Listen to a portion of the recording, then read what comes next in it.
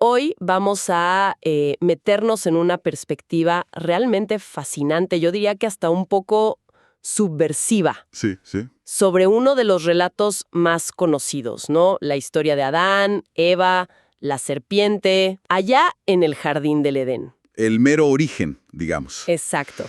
Y partimos de unos extractos de un texto que se llama La serpiente, Prometeo y el nacimiento de Dios, que la verdad nos invita a verlo todo con otros ojos. Y la idea central es, como decías, bastante provocadora. Lanza una pregunta fuerte. ¿Y si la serpiente no fue la mala de la película? Justo. Si en lugar de ser la tentadora, fue como la chispa que encendió la conciencia humana, que nos hizo libres, aunque, bueno, esa libertad tuvo su precio. Exacto. La idea es que la narrativa tradicional, la que todos conocemos, muy influenciada por siglos de interpretación de la Iglesia, enfocada en la desobediencia, el pecado, el castigo, quizá oculta otro significado, algo más profundo o tal vez más incómodo, ¿no? Para ciertas ideas establecidas. Propone que la serpiente, ojo, no mintió, sino que reveló algo crucial. Para entender bien esto hay que ir al Génesis, al texto bíblico que la misma fuente analiza. Cita la versión Reina Valera 1960, que es muy conocida. Sí, una traducción clásica. Claro. Recordemos la escena. Génesis 3. Dios dice, pueden comer de casi todo menos del árbol del conocimiento del bien y del mal. La advertencia es clarísima. El día que comas de él, mueres. Ciertamente morirás, dice. Pero ahí entra la serpiente. El texto la describe como astuta y habla con Eva. Y aquí viene lo bueno. Le dice a Eva, contradiciendo a Dios directamente, no moriréis. ¡Pum! Directo. Y le da una razón, sino que sabe Dios que el día que comáis de él, serán abiertos vuestros ojos y seréis como Dios, sabiendo el bien y el mal. Ahí está el meollo de la reinterpretación que nos trae la fuente. Justamente.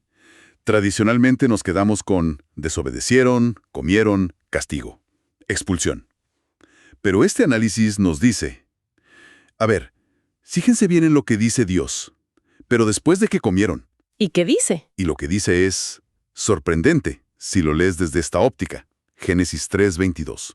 Cito, y dijo Jehová Dios, he aquí el hombre es como uno de nosotros, sabiendo el bien y el mal. Para. Ahí hay dos cosas que la fuente recalca muchísimo.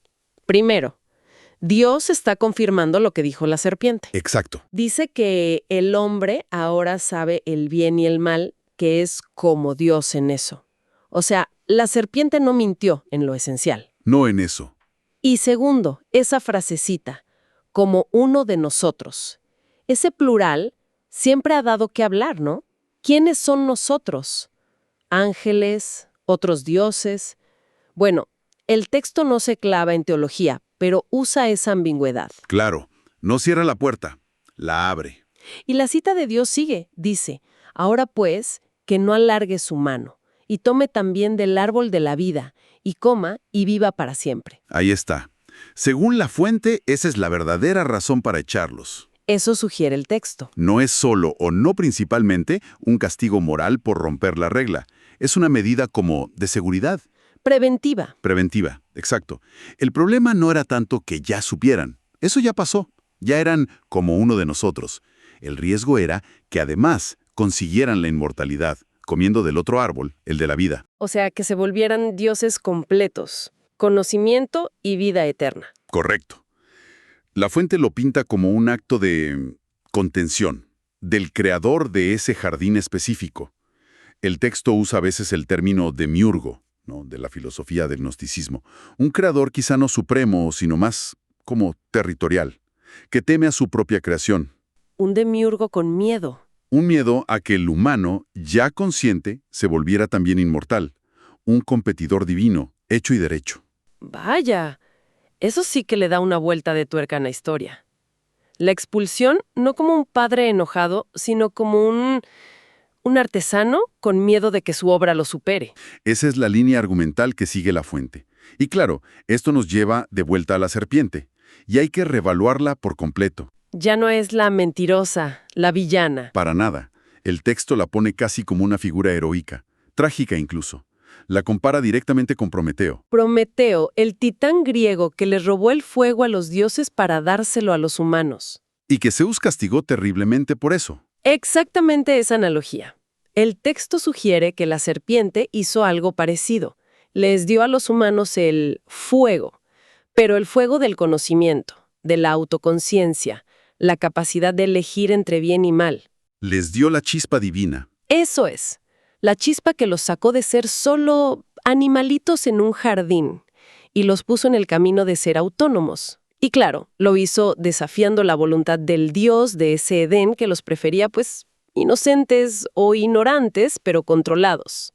Entonces, mirándolo así, el famoso pecado original no sería tanto la desobediencia en sí, ¿Sino qué? sino el acto mismo de aceptar ese regalo, de empezar a ser conscientes, autónomos, con el potencial de ser divinos. Y eso era lo que el demiurgo no quería. Esa es la tesis, provocadora. El pecado es despertar. El primer paso a ser individuo, a ser libre. Y la expulsión es la reacción de miedo a ese despertar. ¡Wow! Y aquí el texto da otro salto interesante. Conecta esta historia antigua con la filosofía moderna, con Nietzsche. Nietzsche. ¿Con lo de Dios ha muerto? ¿Cómo entra él aquí? Bueno, el texto argumenta que la humanidad cometió ese acto simbólico de matar a Dios. No literal, claro, sino en el sentido de tomar las riendas, de asumir el poder creador que antes proyectaba afuera, en un Dios. ¿Y cuándo lo hicimos? Pues, simbólicamente, en el momento en que aceptamos el fruto del conocimiento. Ese fue el acto prometeico, el momento en que dijimos, nosotros también podemos saber, nosotros también podemos crear. Ah, pero como el loco de Nietzsche, ¿no? El que llega con la linterna al mediodía gritando, ¡busco a Dios! ¿Y nadie le entiende? Exacto. El loco les dice, lo hemos matado, ustedes y yo, pero la gente no capta la magnitud, no entiende las consecuencias. Nadie se da por aludido. Pues el texto usa esa analogía. Dice que la humanidad hizo ese acto primordial, aceptar la conciencia, el potencial divino, hace milenios. Pero todavía no terminamos de asimilar qué significa. Hay un desfase enorme. Como el relámpago y el trueno, dice. Primero el acto, mucho después la conciencia plena de lo que hicimos. ¿Y cuál sería esa consecuencia principal que todavía no agarramos bien, según esto? La consecuencia lógica. Si quitas al Dios que estaba en el centro, ese lugar queda vacío. Y alguien tiene que ocuparlo. Exacto. Y solo puede ocuparlo quien hizo el acto, o sea, nosotros. La fuente sugiere que, nos demos cuenta o no, ya nos pusimos en el lugar del Creador. El tema es que no actuamos todavía con esa tremenda responsabilidad. Seguimos buscando afuera la autoridad, el sentido, que ahora está, potencialmente, adentro. Es vertiginoso pensarlo así. Y si seguimos esta línea, ¿cómo se ve hoy ese rol de creadores que supuestamente asumimos sin darnos cuenta? Aquí es donde el análisis se pone muy actual, muy tangible. El texto apunta directo a la ciencia y la tecnología. Dice que esa es la manifestación moderna de la llama de Prometeo, de ese conocimiento del Edén. O sea, ¿la tecnología actual es la prueba? Argumenta que el humano, que ahora se sabe polvo de estrellas y capaz de moldear la realidad, está usando activamente ese poder demiúrgico. Y da ejemplos concretos, porque suena muy abstracto eso de poder demiúrgico. Sí, sí, y son ejemplos, bueno, bastante potentes. Menciona varios. A ver, 1. La inteligencia artificial. Crear mente, conciencia, a nuestra imagen y semejanza, pero en silicio. 2. La biología sintética. Cita algo impactante de científicos que fabricaron vida en una célula con ADN de computadora. Fabricar vida. no solo modificarla, crearla. Exacto. 3. La clonación. Agarrar una célula y hacer otro ser igual. La oveja Dolly, ¿recuerdas? Como un hito ahí. Claro. 4. La de extinción. Intentar traer de vuelta especies extintas. Jugar a revertir la muerte de una especie. Y menciona algo más futurista también, ¿no? Sí, la posibilidad de úteros artificiales. Desconectar totalmente la creación de vida humana del cuerpo biológico femenino. Uf, vistos así todos juntos, y con esta lectura del Génesis detrás, sí que parecen actos casi divinos, no solo avances técnicos. Exacto. La perspectiva del texto es esa. No son solo inventos, son la prueba actual de que la humanidad está reclamando ese título. Seréis como dioses. Lo que dijo la serpiente y lo que temió el creador del jardín. Es como si, después de miles de años, por fin estuviéramos aprendiendo a usar las herramientas que nos dio Prometeo Serpiente. Algo así. Como un nuevo capítulo donde la humanidad, cual nuevo Zeus, destronando a los titanes, empieza a tomar control directo de los mecanismos de la vida, la inteligencia, la creación misma. El texto incluso se permite una licencia un poco poética, ¿no? Poniendo palabras en boca de Prometeo, la serpiente. Sí, hay una imagen muy fuerte ahí. Dice algo como que, al comer del fruto prohibido, el humano no solo se llevó el conocimiento, sino que se llevó, casi sin saberlo, la semilla del árbol de la vida eterna. ¿Cómo?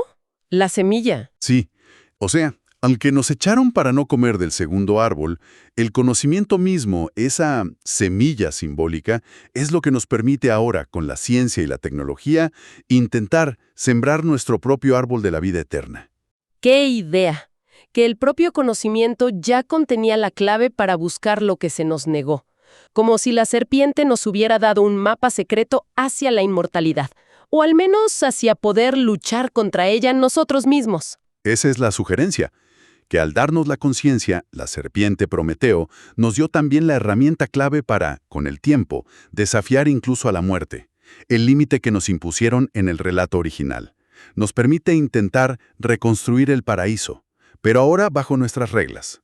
A ver, si intentamos resumir toda esta visión tan particular que nos presenta la fuente, ¿cómo quedaría el cuadro completo? Podríamos decir, el ser humano, en esta lectura, era un animal más, parte de la naturaleza del jardín, hasta que llega la serpiente Prometeo y le da la autoconciencia, el alma, la libertad, la elección. Ujú. Y ese acto lo cambia todo. Deja de ser solo creación pasiva, se vuelve un co-creador en potencia. Un ser capaz de lo más alto y lo más bajo, me imagino, con la luz y la sombra que implica conocer el bien y el mal. Exactamente. Hereda una dualidad compleja. Por un lado, la capacidad creadora del titán que lo hizo, el demiurgo. Pero por otro, el espíritu rebelde y la chispa de saber del Prometeo, la serpiente, que lo liberó. Es una criatura ahora, dividida, sí, pero libre. Libre para hacer su camino, con todo lo bueno y lo malo que eso trae. Fascinante. La verdad es que nos deja con una relectura del Génesis que conecta de formas muy inesperadas con nuestra era tecnológica. A ver, recapitulando los puntos clave de esta exploración basada en la fuente. Dale. Primero, la serpiente no es la villana, es la catalizadora de la conciencia y la libertad. Indispensable. Ok. Segundo, la expulsión del Edén, no tanto castigo moral, sino una maniobra de contención, de un creador, un demiurgo, con miedo de que su creación se le igualara. Miedo a la competencia divina, digamos. Exacto. Y tercero, lo que vemos hoy en ciencia y tecnología es la realización, quizá todavía no muy consciente, de esa promesa o potencial. Seréis como dioses. El análisis de la fuente nos invita a ver lo de comer el fruto no como una caída trágica, sino como el primer paso. Doloroso sí, pero necesario, en el larguísimo camino de la humanidad hacia la autonomía, la responsabilidad, la capacidad de crear. Un camino, hay que decir, con una responsabilidad abrumadora. Totalmente, porque implica asumir el rol, el poder que antes era solo de los dioses. Y esa responsabilidad ahora es nuestra, según esto. Ya no hay a quien echarle la culpa o a quien pedirle permiso. La humanidad está en esa posición única, emocionante y aterradora, de tener que definir nuestro destino, construir nuestra versión del paraíso o de la vida eterna, sea lo que sea eso ahora. Y claro, las preguntas éticas existenciales son enormes. ¿Qué significa crear IA que nos supere? ¿Dónde ponemos los límites a editar genes o crear vida sintética? ¿Estamos listos para manejar el poder de revivir especies o de la vida fuera del útero? El texto no da respuestas fáciles, pero sí plantea que estas preguntas son urgentes. El final del texto que vimos también usa otra referencia mítica, ¿cierto? Gilgamesh. Sí, cierra evocando a Gilgamesh, el héroe sumerio que buscaba la planta de la inmortalidad después de que murió su amigo Enkidu. Y lo hace con una frase final que es como una advertencia y un desafío, proyectando todo esto al futuro. Dice algo así: cuando Gilgamesh encuentre la hierba de la vida eterna, sabremos que hemos llegado al paraíso. Ajá. Pero este nuevo jardín solo será como nosotros decidamos que sea. Por un lado, sugiere que esa búsqueda de la vida eterna, quizás por la ciencia, puede tener éxito, que podemos llegar a ese paraíso hecho por nosotros. Pero por otro, nos lanza toda la carga. ¿Cómo será ese paraíso? Depende enteramente de nosotros. Exacto. Te deja con una reflexión final que va más allá de reinterpretar la Biblia o los mitos. Si aceptamos esta idea, aunque sea como hipótesis, la idea de que la humanidad tomó las riendas, que ocupe el lugar del creador, la pregunta es gigantesca. ¿Qué tipo de creadores estamos siendo? ¿Qué clase de jardín estamos construyendo con estas herramientas nuevas, tan poderosas, tan demiúrgicas? ¿Será un jardín de sabiduría, de inclusión, sostenible? ¿O vamos a repetir los patrones de miedo, de control, de exclusión, que el propio texto le achaca al demiurgo original del Edén? Una pregunta abierta, totalmente abierta. Y la respuesta, insiste esta perspectiva tan particular, ya no está en textos antiguos ni en voluntades de afuera. Está, para bien o para mal, con todas sus consecuencias, en nuestras manos, en las decisiones que tomemos de ahora en adelante. Ahí queda eso, ¿no? Resonando.